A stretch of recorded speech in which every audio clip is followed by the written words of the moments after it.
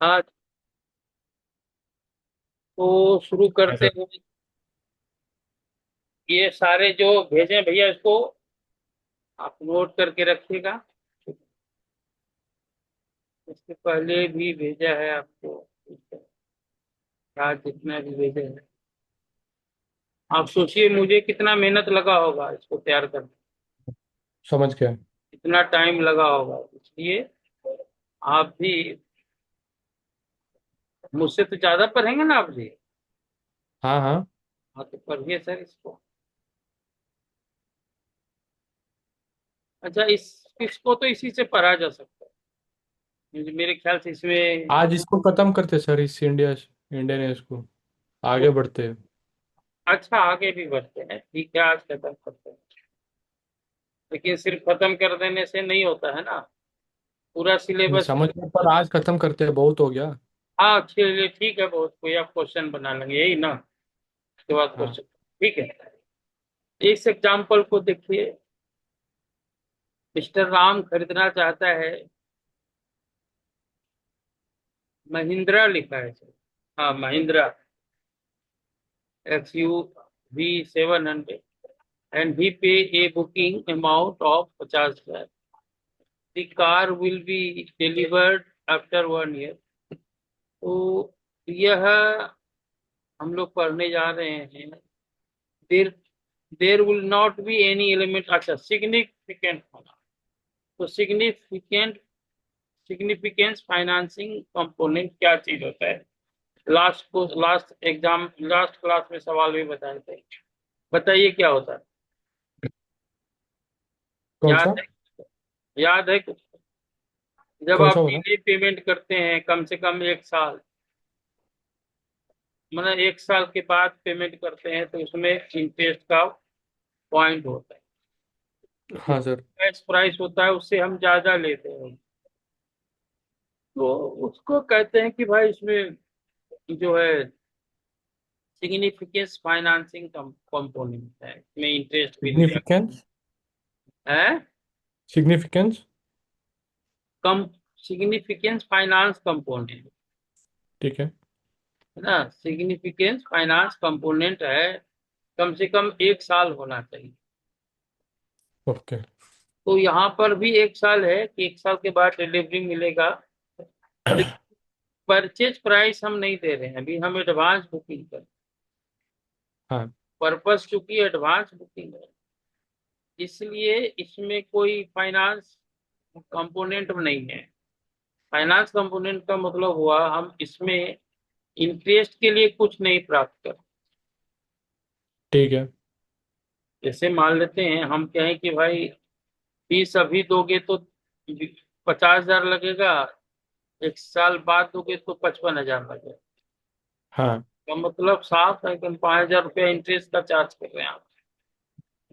यहाँ पे 50,000 बुकिंग के लिए दिया है, क्योंकि पर्पस परचेज प्राइस का पेमेंट नहीं कर, क्योंकि जब तक अभी हम मिला ही नहीं है कार महिंद्रा, तो हम पेमेंट कहाँ से करेंगे उसका? हाँ। तो बुकिंग के लिए। तो it doesn't include any significance finance, इसमें कोई इंटरेस्ट नहीं। इसका मतलब है mister Ram has hold 5% as a retention money of the contractor to ensure some quality related obligation. If the quality is up to mark, the same will be paid after. कहता है 5% जो है हम पैसा ठेकेदार का रोक लेते हैं, हाँ सर। कि वो भागे नहीं काम तो। और दूसरा, अगर कोई क्वालिटी खराब प्रोडक्ट कंस्ट्रक्शन करता है, तो हम उससे कह सकते हैं कि भाई तुम इसको ठीक करो। हाँ। Even in this case there is no significance financing component, because it has another purpose. There will not be any element of significance finance का। इसमें इतना ही लिखा है, लेकिन इसको आप आगे बढ़ाएंगे तो क्या लिखेंगे? Because the purpose is not purpose is to secure the quality. तो purpose is different, purchase price का पेमेंट रोकना अलग पर्पस, यहाँ पे फाइनेंसिंग कंपोनेंट नहीं होगा। ठीक अब है। आप कह, ठीक है, आगे बढ़े जी। हाँ हाँ, समझ गया। अब आप कह रहे थे जल्दी से खत्म करो, तो खत्म कर देंगे जल्दी, लेकिन ध्यान रखिए कि आप एक तो ज्यादा देर पढ़ने के लिए आप रेडी रहा करें। हाँ हाँ, मैं तो रेडी मैंने हूँ। बोला है 3 घंटे की क्लास, तो मैं हाँ, उसको ले लीजिए, कोई ना, ले लीजिए, बैठ जाता हूँ। ना, तो ऐसे अब है ही सिलेबस ज्यादा, अभी हम क्या बोल सकते। हाँ हाँ, ले लीजिए। नेक्स्ट क्वेश्चन देखिए, आप पढ़िए तो क्या लिखा हुआ है, चाहते हैं ही कि आप। लिमिटेड हैज सोल्ड हाँ ठीक, लैपटॉप टू आयुष, ये ये इससे कस्टमर बड़ा फॉर हो रहा रुपीज। है, हाँ हो तो रहा है, तो बड़ा हो रहा है तो फिर दिक्कत है।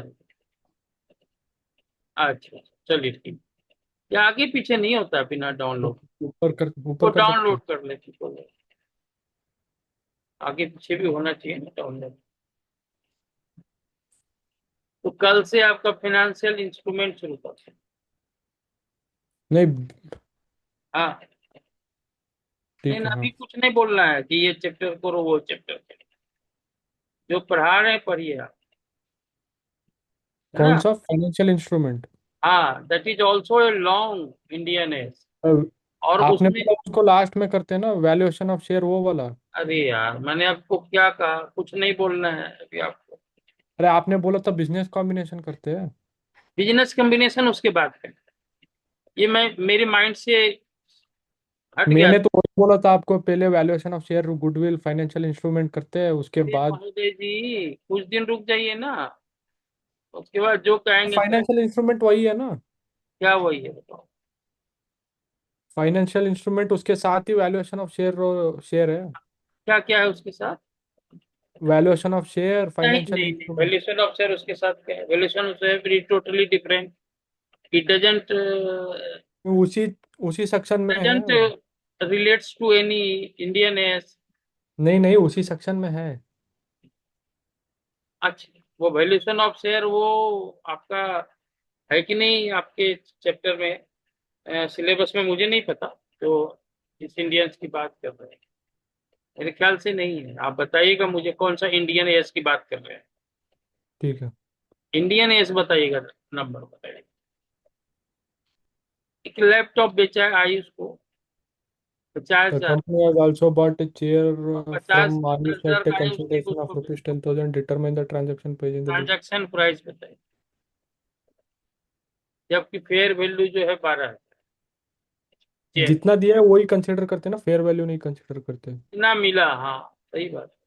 तो 60,000 हो जाएगा। 60,000 कहाँ हो जाएगा, नहीं मतलब, हाँ। 50,000 में 50,000 बेच का रहे हैं, रेवेन्यू बदले आया, में 10,000 का 10,000 दे रहे खर्चा हैं, किया।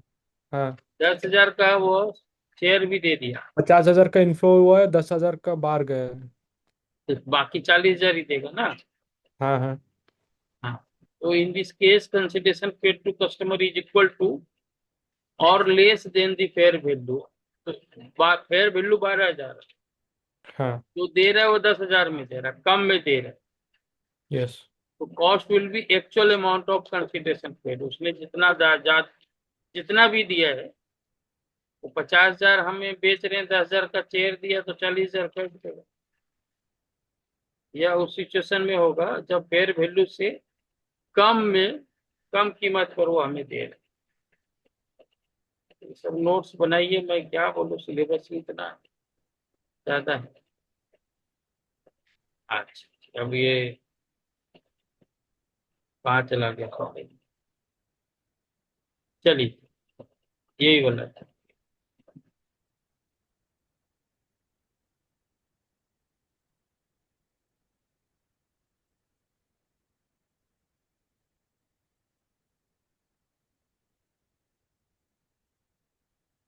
आइए, transaction price shall be allocated on the basis of standalone selling price of the performance obligation।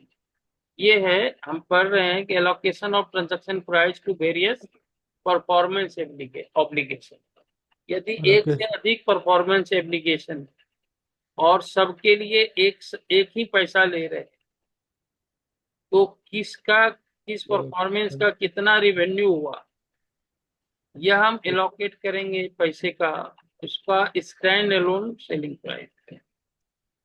ठीक है। अब इस क्वेश्चन में है कि ए बी सी डी तीन चार परफॉर्मेंस ऑब्लिगेशन है, क्योंकि वह अलग अलग गुड्स एंड सर्विसेज है और अलग अलग बिकता भी है मार्केट स्टैंड। ठीक है। अच्छा, यहाँ पे 1,000 लिखा है, ये 1,00,000 है ना। ये जो है मैंने बाद में अपने कॉपी में किया है 1,00,000, हाँ। तो ये 1,00,000 है, ये याद रखिएगा कि ए बी सी डी जो है 1,00,000 में बेच दिया, तो ये सबका स्टैंड अलोन प्राइस इस तरह से नीचे दिया है। ठीक है। तो इस आप 1,00,000 को कैसे अलोकेट करेंगे बताइए। अलग अलग प्राइस तो ये है, टोटल 1,40,000 है। हम्म। ये चार चार गुड्स एक ही साथ बेच रहे हैं, इसलिए हमने 1,00,000 में बेच दिया। हाँ। 1,00,000 का एलोकेशन हम एबीसीडी में कैसे करेंगे, ए से कितना पैसा आया, बी से कितना आया, ये बताओ। सारे बहुत अलग आसान अलग करें। है। सारे अलग अलग डिटरमाइन करेंगे, बाद में स्टैंड हाँ, अलोन प्राइस। कैसे करेंगे, वो ए के लिए कितना होगा, कैलकुलेटर रखिए सामने में और मुझे बताइए कि ए के लिए कितना होगा। परसेंट पूछ रहे? नहीं नहीं, आप समझे नहीं, फिर से समझा नहीं। फिर से समझे। ए बी सी आप चार सब्जेक्ट पढ़ते हैं मुझसे, तो मैं 1,00,000 लेता हूँ। ठीक है। लेकिन कोई एक सब्जेक्ट पढ़ेगा तो हम 50,000 उससे लेंगे। ठीक है। कोई एक अकेला सब्जेक्ट पढ़ेगा बी, तो उससे हम 40,000 लेते हैं।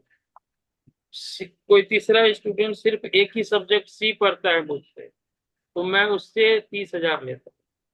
ठीक है। चौथा सब्जेक्ट जो है डी, मुझसे सिर्फ डी ही पढ़ता है, तो मैं 20,000 लेता हूँ। और वरुण जैसा लड़का मुझसे सारा सब्जेक्ट पढ़ता है चारों, तो मैं उसे हाँ। 1,00,000 ही लेता हूँ। और अलग अलग 1,40,000 होता है। अब मैं हाँ। कितना लिखूंगा कि एक पहला सब्जेक्ट से मुझे कितना इनकम हुआ, दूसरे सब्जेक्ट से कितना इनकम हुआ, अब और पहले तीसरे सब्जेक्ट पे सब्जेक्ट से कैसे मैं 3.7। करूँ। पहले सब्जेक्ट पे 35.71%। एक मिनट, मैं भी कैलकुलेट करता सेकंड से हूँ यहाँ पे। 28.57। हाँ बोलिएगा, पहले सब्जेक्ट पे कितना आ रहा है। 35.71। 35। 0.71। दूसरे का। 28.57। हाँ, तो आसान ही है ना, हाँ हाँ। मुश्किल करना तो कुछ नहीं है ना। करना कुछ है ही नहीं इसमें। हाँ, करना कुछ नहीं है, लेकिन एग्जाम में ऐसे क्वेश्चन आते हैं, एग्जाम में इस तरह के क्वेश्चन आएंगे। Yes sir. हाँ, ये तो बहुत आसान है, मुश्किल क्वेश्चन भी आएंगे। तो एक चीज मैं इसमें लिखना ये चाहता हूँ कि ये 1,00,000 रुपया है। आप कभी सर क्लास पढ़ेंगे तो मैं इसको ठीक कर देता हूँ। दिस इज 1,00,000, गलती से होता है। तो यहाँ पर जो हम एलोकेशन करेंगे 1,00,000 का, 1,00,000 में हम कितना करेंगे, ये तो आपने आसानी से निकाल दिया। हाँ। 35,7 वही एलोकेशन है। ठीक है। ये हो गया 28,571। ये हो गया 21,429। ये हो गया 14,286। जितना कम में दिया वो डिस्काउंट होंगे, आपको कितना डिस्काउंट दिया। अगर आप अकेला एक ही सब्जेक्ट पढ़ते 50,000, आप क्योंकि चारों हाँ। सब्जेक्ट पढ़ रहे हैं तो हम 35,000 ले रहे हैं। जो डिफरेंस है दैट इज डिस्काउंट। और उस डिस्काउंट की एंट्री नहीं करनी है, लेकिन मैं ऐसे आपको बताता हूँ कि ये फिर क्या हो गया, डिस्काउंट हो गया। हाँ सर।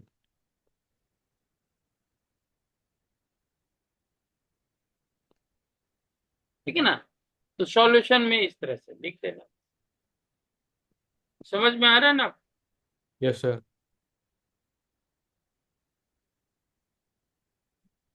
ठीक,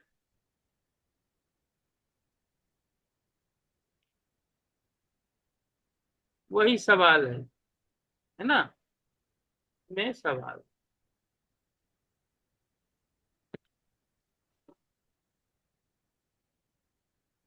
ठीक। अब estimation of stand alone selling price, है ना, इसका मतलब क्या होता है?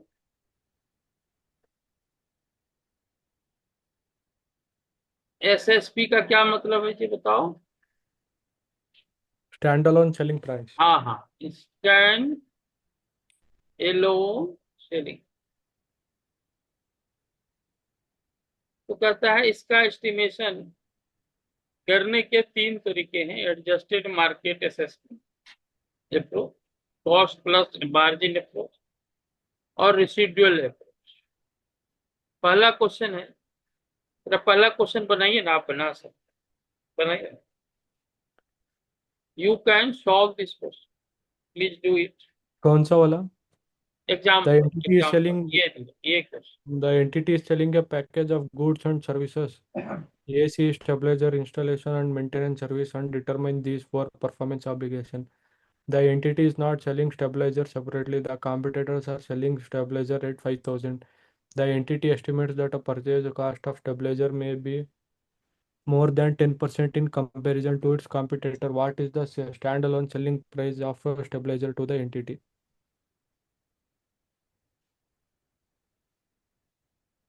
वो इंटिटी पैकेज, पैकेज का मतलब एक साथ कई चीज दे रहा है, चार चीज दे रहा है, चार अलग अलग performance obligation. The entity is not selling stabiliser separately, अलग से नहीं बेचता है, साथ में ही बेचता है। हाँ कंपटीटर आर सेलिंग 5,000 में बेच रहे हैं। The entity estimates that purchase cost of the stabiliser may be more than 10% in comparison to its competitor. वो उम्मीद कर रहा है कि परचेज कॉस्ट जो है वह कंपटीटर जितने में बेच रहा है उससे 10% हो, ज्यादा हो। और कंपटीटर बेच कितने में रहा है? 5,000। तो यहाँ पे एडजस्टेड मार्केट असेसमेंट अप्रोच है। मार्केट में कंपटीटर जो है 5,000 में बेच जाए, लेकिन यह जब यह खरीदने जाएगा हाँ तो इसको भैया उस कीमत पे नहीं मिलेगा। 5,000 प्लस 20% अधिक मिलेगा, ऐसे ही कुछ नहीं, 10% अधिक मिलेगा। तो 5,000 और 5,000 का 10%, तो 5,500 रुपया में मिलेगा। क्या करे, एडजस्टेड मार्केट असेसमेंट, मतलब मार्केट कंपटीटर इतने में बेच रहा है लेकिन आप जाएंगे तो आपको ज्यादा में मिलेगा, क्योंकि कंपटीटर के पास पहले का माल पड़ा हुआ है, तो 5,000 में ठीक है। बेच। लेकिन if you are now purchasing, you will get 10% higher, आपको 5,500 में मिलेगा। तो कहेगा भाई भी स्टेबलाइजर का फिर तो स्टैंड एलोन प्राइस 5,500, और ये सब मिला के, चार मिला के वो बेच रहा है एक ही प्राइस। वो प्राइस क्या है वो दिया हुआ भी नहीं ना, आपसे पूछ रहा, तो सिर्फ आपसे पूछ रहा है स्टेबलाइजर का stand alone selling price. Stand alone पूछ रहा है, ये कितने में बेच रहा है नहीं पूछ रहा। और ये ठीक बेचता है। भी नहीं, the entity is not selling stabiliser separately, separately बेच भी नहीं रहा, वो साथ में ही बेच रहा है। एसी, हाँ स्टेबलाइजर, इंस्टॉलेशन और मेंटेनेंस, चारों चीज एक साथ बेच रहा है। ये आसान सा चीज है, कोई मुश्किल चीज नहीं।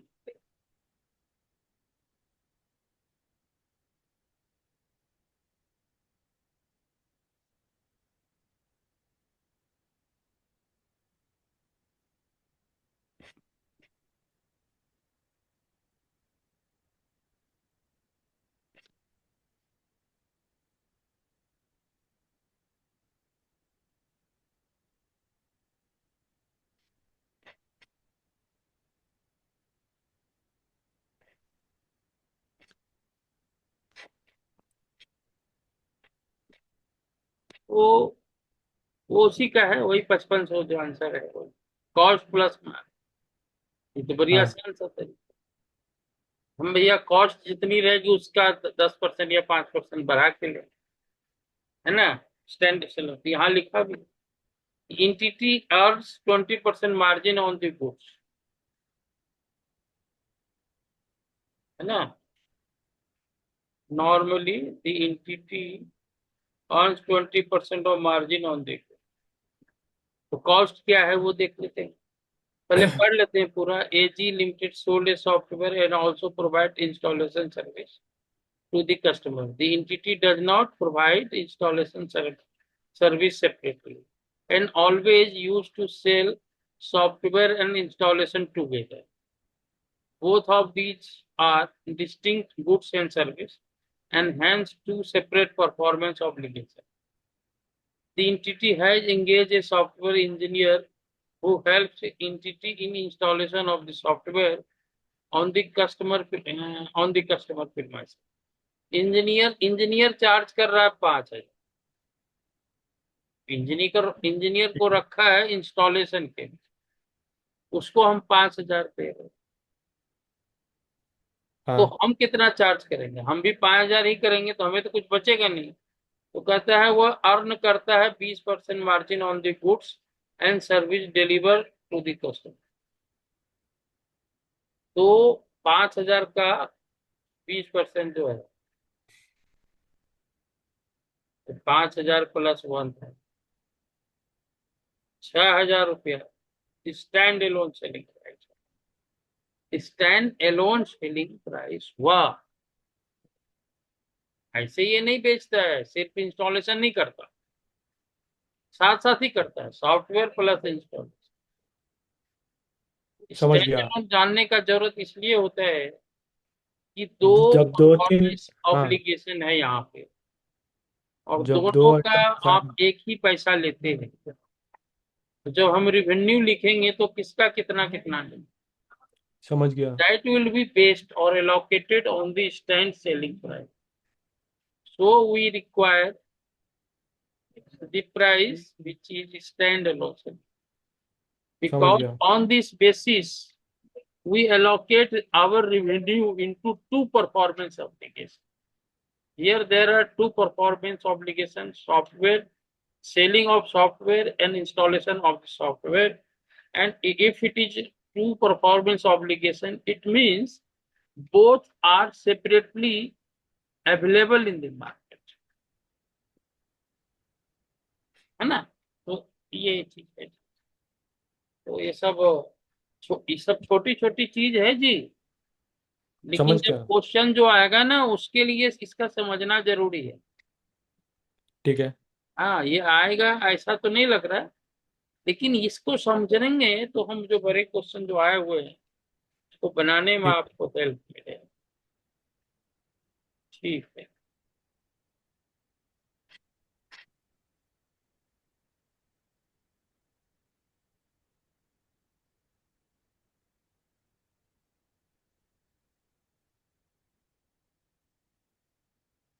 तो एक क्वेश्चन को बनाइए जरा, बहुत आसान सा क्वेश्चन बनाइए। In this, the entity is selling residual a approach, package of three. In the entity is selling a package of three goods सवाल A, को B, बनाइए। C for 50,000. The entity used to sell B and C separately.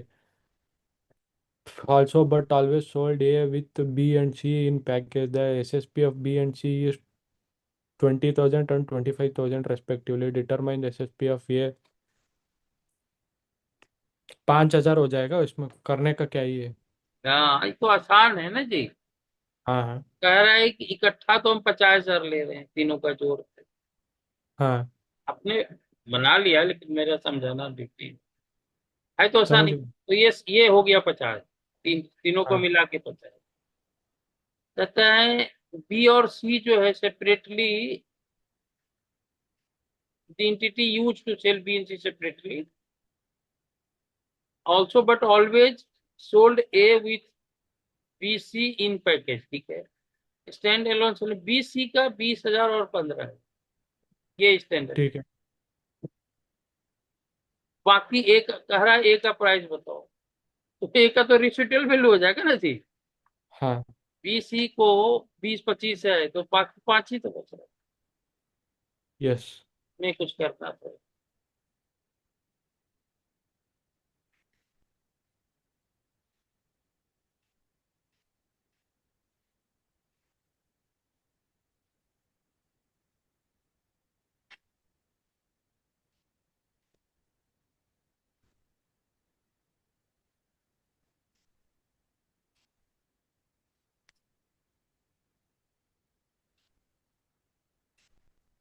इस question को देखिए जरा, इस question को पता, entity is selling A package ABC, सब मिला के 15,000, 15,000 में बेच, determine the transaction price of ABC separately so that revenue can be recognized on this performance of, कहता अलग अलग आप बताओ, हम तो 15,000 में तीनों को बेच, क्या 7,000?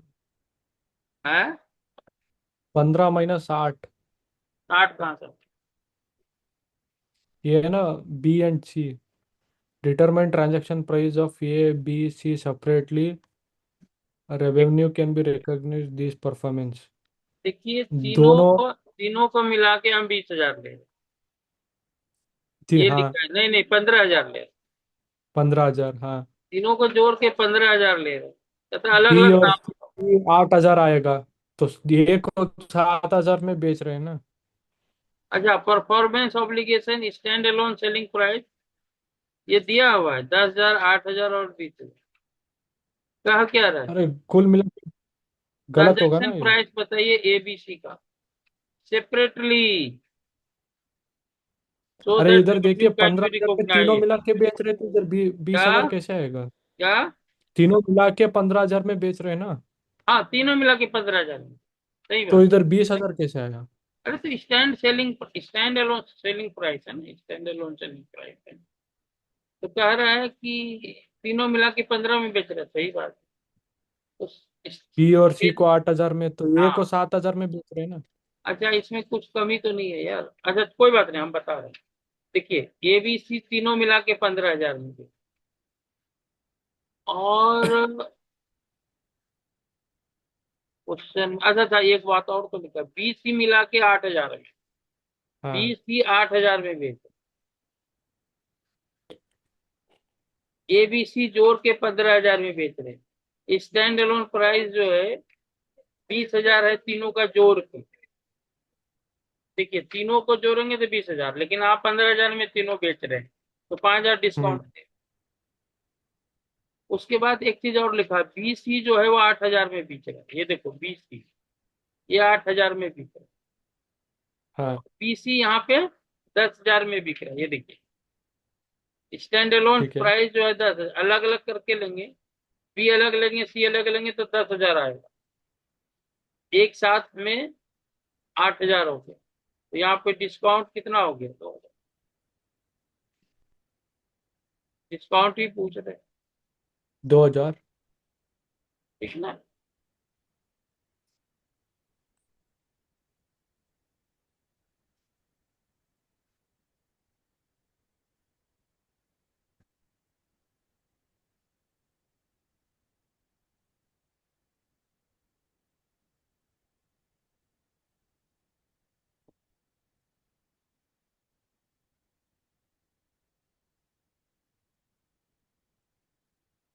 तो पढ़ने की कोशिश कीजिएगा, समझने की कोशिश, नहीं समझ में आएगा तो बताओ। ठीक है।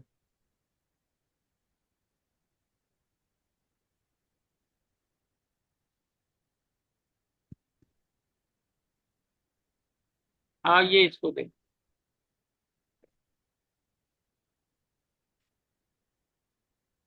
इसको देख, इस पे सवाल आया है आपके वर्क बुक, कौन सा? ये जो अभी शुरू करेंगे इस पे सवाल वर्क बुक। ठीक है।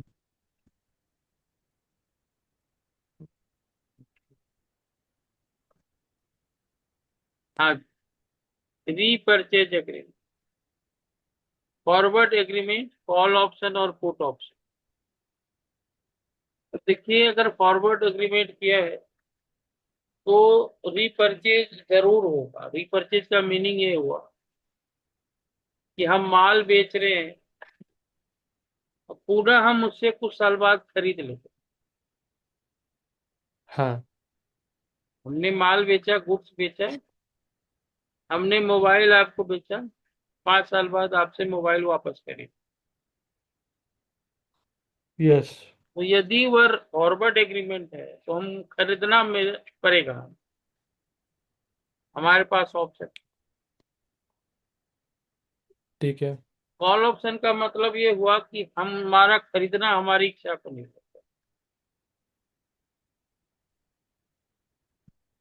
पुट ऑप्शन का मतलब हुआ बेचने का ऑप्शन है हमारी इच्छा पे। हाँ। ये तो मीनिंग है। अब लिखा भी है हमने बाद में, seller has an obligation to पर, जो माल बेचा उसको पुनः खरीदना वापस, तो ऑब्लिगेशन। ठीक है। मतलब वो यदि वो फॉरवर्ड एग्रीमेंट है तो शब्द ऑप्शन नहीं लिखा, इसका मतलब है आपको खरीदना हाँ, ही पड़ेगा। सेलर इज समझ गया। मैंडेटरी ऑब्लिगेटेड टू पर। कॉल ऑप्शन क्या, देखिए फीचर क्या है, seller has a right to refund, right है। सेलर हैज एन ऑप्शन भी है, उसको ठीक है। जब फायदा लगेगा तो खरीदेगा, अगर उसके फायदे की चीज नहीं होगी तो नहीं खरीदेगा। पुट का मतलब होता है हाँ। बेचने का option. Seller has an obligation to purchase but only at the wish of the customer. Put option का मतलब वो कस्टमर को बेचने का अधिकार है। वो जब हाँ, बेचेगा तभी ये खरीदेगा, और खरीदना इसकी ऑब्लिगेशन है। समझ गया। अगर वो बेच रहा है, बेचना उसका ऑप्शन है, लेकिन जब वो ऑप्शन को अप्लाई करेगा तो आपको खरीदना पड़ेगा। क्योंकि अगर वो अप्लाई करेगा आप खरीदेंगे, आप भी नहीं मना कर देंगे, तब तो ट्रांजेक्शन कभी पॉसिबल ही नहीं। एक यस। मिनट का ब्रेक ले रहा हूँ, 1 मिनट का। ठीक।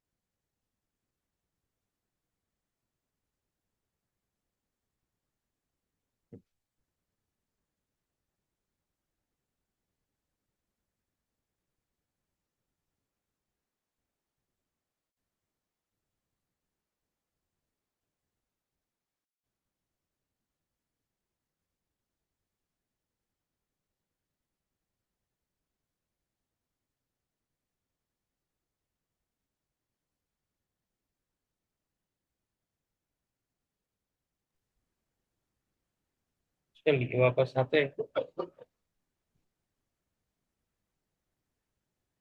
तो पुट ऑप्शन जो है वह परचेजर जो है उसके लिए है, वो चाहे तो बेच सकता है, लेकिन जब वो चाहेगा तो पर सेलर को हाँ। खरीदना पड़ेगा। Customer has a right to say, seller is mandatorily obligated to purchase. तो ठीक है, ये हो गया। तो पुट ऑप्शन को मैं दोबारा बताता हूँ। पुट ऑप्शन कस्टमर जिसने खरीदा है उसका अधिकार है बेचने का, और ये राइट है टू सेल, और वो अगर से सेल करेगा तो आपको खरीदना। सेलर के लिए ऑप्शन नहीं है। अगर सेलर के लिए भी ऑप्शन है तो वो बेचेगा और ये खरीदने का नहीं खरीदेगा, तब तो फिर तो ट्रांजेक्शन ही पॉसिबल। वो बेचना चाह रहा है लेकिन ये ठीक है। खरीदना नहीं चाह रहा है, तो फिर तो बात ही नहीं बनेगी। तो इसका मतलब ये हो, अगर वो बेचेगा तो इसको खरीदना ही पड़ेगा, तभी ट्रांजेक्शन होगा, अदरवाइज ट्रांजेक्शन कभी होगा ही नहीं। जैसे मैं पढ़ाना चाह रहा हूँ, आप पढ़ना नहीं चाहेंगे, तो कैसे ट्रांजेक्शन? समझ गया। दोनों तरफ से होगा। आइए, कहता है परचेज प्राइस, यानी दोबारा पहले हमने बेचा है बाद में खरीद रहे हैं, इसकी बात हो रही है, ध्यान रखिएगा। हाँ सर। पहले रीपर्चेज एग्रीमेंट का मतलब होता है हम बेच रहे हैं, फिर पूरा उसी सामान को खरीद रहे हैं, ठीक है। है ना। तो इफ परचेज प्राइस रीपर्चेज पर और ओरिजिनल प्राइस से यदि अधिक होगा, then it will be a financing transaction. इसका ठीक मतलब है। क्या हुआ कि हम कोई मोबाइल आपको 15,000 में बेच रहे हैं और 2 साल बाद हम 20,000 में आपसे खरीद रहे हैं, तो आपको क्या लगता है, ऐसा उचित होता है? ऐसा सही में होता है कि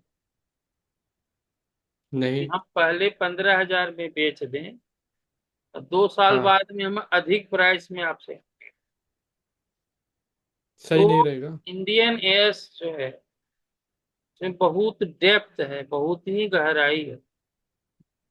कहता है कि हम शब्दों के जाल में नहीं फंसे। हाँ, इसका मतलब ये है कि तुम्हें पैसे की जरूरत थी, अपना मोबाइल गिरवी रख दिया, 2 साल बाद तुम्हारे पास पैसे हुए, वापस पैसे दिए और 5,000 ज्यादा दिया इंटरेस्ट के लिए, अपना माल जो गिरवी रखा था वह छुरा लिया या वापस कर। ठीक है। तो अगर एक दुकानदार 15,000 में मोबाइल बेचता है, 2 साल बाद 20,000 में क्यों वापस करे? समझ गया। वापस खरीदना तो उसका धंधा नहीं है ना। हाँ, हाँ, किसी का धंधा बेचने का होता है, अपने ही सामान को 2 साल बाद खरीदने का धंधा तो। और समझ उसमें गया। तुमने ज्यादा दे दिया दाम पुराने मोबाइल का। इसका मतलब ये होता है, नहीं नहीं, आप आंखों में धूल नहीं झोंक सकते। आपको पैसे की जरूरत थी, आपने मोबाइल गिरवी रखा, 2 साल बाद आप मूलधन प्लस इंटरेस्ट जोड़ करके 20,000, यस। 15,000 मोबाइल का दिया, 5,000 इंटरेस्ट, 2 साल तक आपने उस पैसे को जो यूज किया उसके लिए इंटरेस्ट दे रहे। तो इंडियन एयर्स जो है सब्सटेंस पे बात करता है। सब्सटेंस का मतलब what is the reality, what is the true. True ये नहीं है जो तुमने ठेके कॉन्ट्रैक्ट में लिखा है, रियलिटी ये है कि तुम्हें पैसे की जरूरत है। समझ में आ गई? हाँ सर। अब उल्टा हो सकता है, उल्टा ये हो सकता है कि कम कीमत में खरीद रहे हैं, वो क्या होगा? वही यहाँ पे समझाया है जो मैंने एग्जाम्पल दिया, वही यहाँ भी एग्जाम्पल। ठीक है।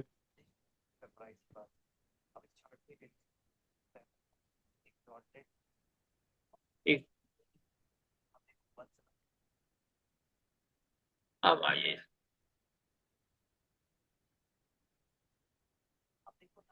ये लगभग सब चीज बता ही दिया है हमने इंडियन में, हाँ, वो बचा था अभी बता ही रहे। समझ तो गया। सैद्धांतिक रूप से तो खत्म हो जाता है, लेकिन सवाल बनाएंगे इसके बाद। ठीक है। रीपरचेज प्राइस 25,000 है, ओरिजिनल सेलिंग प्राइस 20,000 है, तो वो बन गया।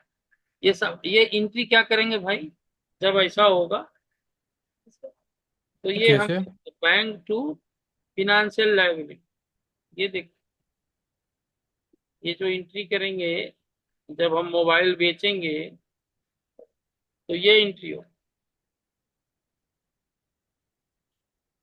Financial liability. और फिनेंशियल लायबिलिटी क्या है वो कल हम बताएंगे आपको जब फिनेंशियल इंस्ट्रूमेंट शुरू करें। ठीक है sir. Financial liability is the liability to deliver the goods और सर्विसेज अंडर ए कॉन्ट्रैक्ट, ये डेफिनेशन। तो हम हमें वापस करना है 20,000, ये लोन है बात का। हमने पैसे की जरूरत थी, हमने लोन ले लिया और ठीक है। अगर 25,000 वापस कर रहे हैं तो 2 साल का, 2 साल बाद तो 25,500 रुपया 2 साल का इंटरेस्ट हो। और interest account debit to financial liability, financial liability 5,000, 2 साल में होगा तो 25,000 तो जब हम पे करेंगे तो क्या पे करेंगे, इंटरनेटी क्या होगी, financial liability 25,000 to bank account 25। समझ में आया क्या? Yes sir.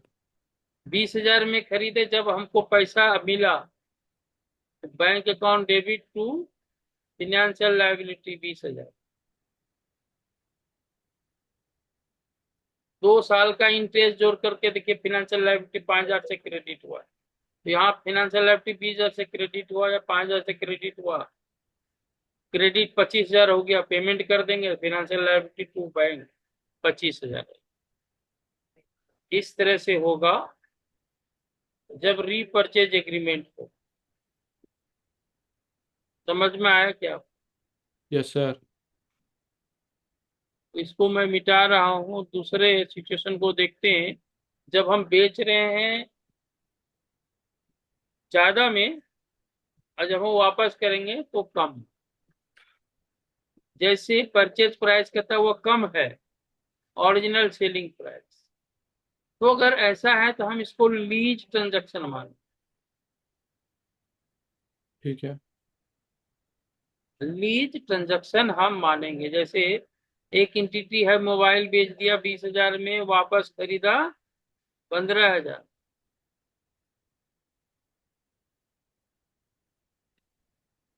तो हम इसको क्या मानेंगे कि भाई हमें इसको लीज मानेंगे। और डिपॉजिट लायबिलिटी 15,000 हो गया, एडवांस लीज रेंट जो है 5,000। हम मानेंगे कि किराए पे दिया है उसको, ठीक है। मोबाइल किराए पे दिया है। समझ गया। 15,000 डिपॉजिट रख लिया, सिक्योरिटी मनी ले रख लिया, और 5,000 एडवांस किराया में, एडवांस में किराया दिया। ठीक और है। फिर किराया जब बाकी होगा, ड्यू होगा, तो advance lease rent to lease rent हमारी इनकम है। तो कहने का मतलब ये हुआ, यदि 20,000 रुपया हम अभी ले रहे हैं और हम उसको 15,000 वापस करेंगे 2 साल बाद, हाँ। वो 15,000 सिक्योरिटी मनी है जो वापस कर।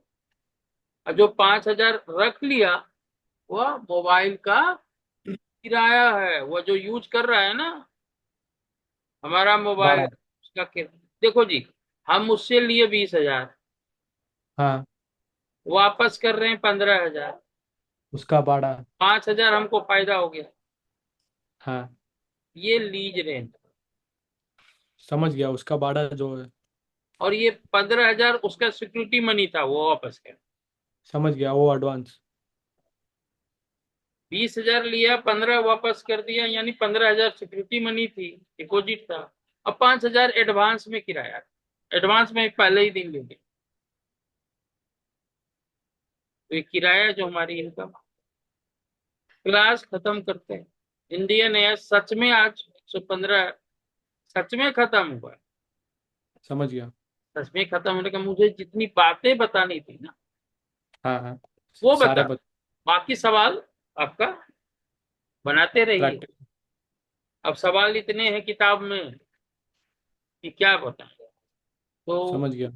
आज की क्लास खत्म करते हैं। यस। कल से फिनेंशियल इंस्ट्रूमेंट बता। ठीक है सर। आपसे भी रिक्वेस्ट है कि बुक पढ़ के रखें। इंस्टीट्यूट वाले बुक में तो कुछ है ही नहीं, आपको भी पता है। हाँ हाँ, वो तो ओपन नहीं कर रहा हूँ। हाँ है ना, तो बाकी जो किताब इंस्टीट्यूट, सीए इंस्टीट्यूट की है या जो आपके पास किताब है, वो पढ़िए। कल से नया चैप्टर शुरू करते हैं फिनेंशियल स्टेटमेंट। अभी आपको ठीक है सर। कुछ नहीं कहना है कुछ दिनों तक कि ये पढ़ाइए वो ठीक। पढ़ाइए। जो पढ़ा है पढ़ा रहे हैं, आप ही के लिए पढ़ा रहे हैं। आपको लग रहा है ठीक है सर। इतनी मेहनत हम करते हैं, इतनी नोट्स बना रहे हैं, आप देख रहे हैं कितने नोट्स, समझ गया। है ना। तो मैं अगर इतना मेहनत कर रहा हूँ तो आपको मेरे से ज्यादा कर। समझ गया। कल फिनेंशियल इंस्ट्रूमेंट शुरू करते हैं, ठीक है जी। Okay sir. ठीक है, बाय। Good night. बाय।